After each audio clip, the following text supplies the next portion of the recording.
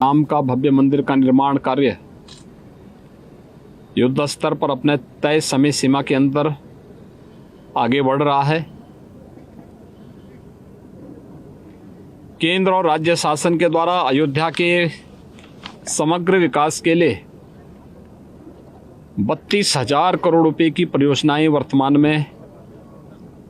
चल रही हैं।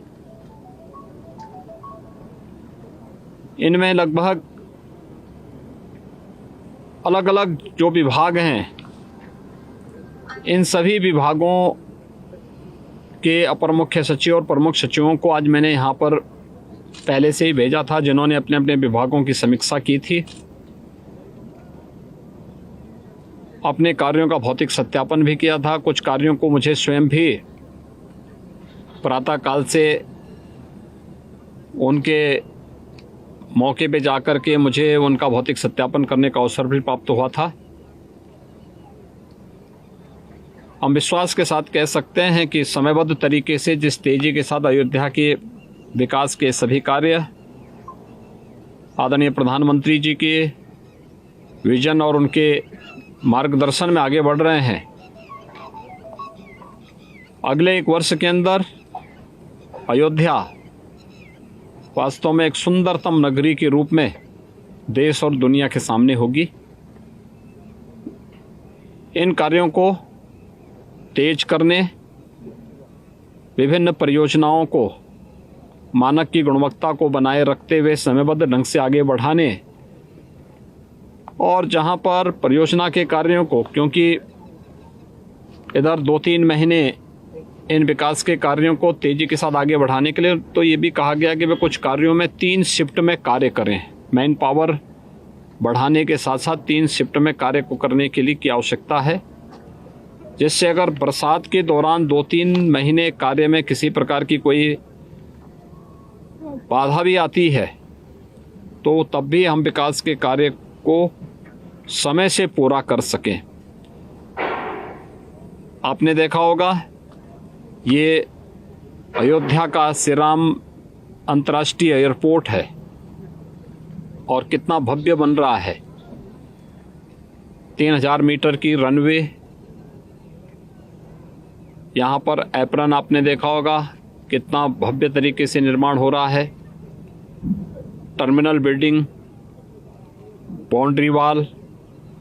और जितनी भी लैंड इसके लिए आवश्यक थी,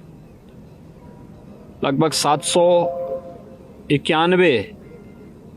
एकड़ लैंड यहाँ पर पहले से ली जा चुकी है। 22 एकड़ लैंड बाकी है, उसके लिए भी कार्रवाई युद्ध स्तर पर चल रही है। इसके साथ ही यहाँ पर नए घाट से श्री राम जन्मभूमि और फिर वहाँ से आगे लखनऊ अयोध्या हाईवे पर जोड़ने के लिए श्री राम पथ का निर्माण हो रहा है। हनुमानगढ़ी से जन्मभूमि और सुग्रीव किला से जन्मभूमि का मार्ग, भक्ति पथ और जन्मभूमि पथ के निर्माण के साथ ही टेढ़ी बाजार का हो या फिर अन्य फ्लाईओवर के निर्माण के कार्य, या फिर बाहर भी जो कार्य होने हैं, पंचकोशी परिक्रमा के हैं, 14 कोसी और 84 कोसी की परिक्रमा का है। अयोध्या की चारों ओर की कनेक्टिविटी को 4 लेन और 6 लेन के साथ करने, मल्टी लेवल पार्किंग और विस्थापित हुए व्यापारियों को पुनर्वास करने, अयोध्या के अंदर हर घर नल की योजना को सरयू जी के पानी को ही ट्रीट करते हुए हम हर घर तक पहुंचाने की व्यवस्था करें। अयोध्या नगर के अंदर जो जर्जर आवास हैं, इन लोगों के लिए अच्छे आवास की सुविधा उपलब्ध करवाने, यहाँ के मठ और मंदिरों की सुंदरीकरण के साथ ही उनकी फसाड लाइटिंग और सिटी की फसाड डिजाइनिंग को भी एक रूपता के साथ जोड़ने के लिए यहाँ पर मास्टर प्लान में पूरी व्यवस्था की गई है और उसके अनुसार डबल इंजन की सरकार उसमें सहयोग कर रही है। और मुझे विश्वास है कि समयबद्ध तरीके से सभी कार्य आगे बढ़ेंगे। जुलाई तक ये एयरपोर्ट भी बनकर के तैयार हो जाएगा और जुलाई के बाद एयरपोर्ट अथॉरिटी के द्वारा जैसे लाइसेंस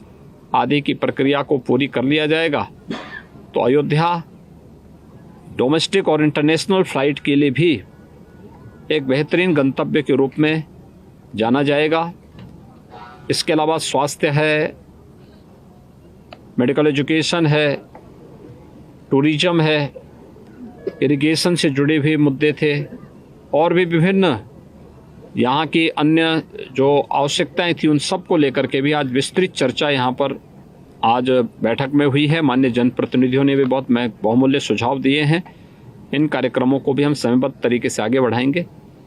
मुझे विश्वास है कि ये 32,000 करोड़ की योजनाएं जब जमीनी धरातल पर उतरेंगी, अयोध्या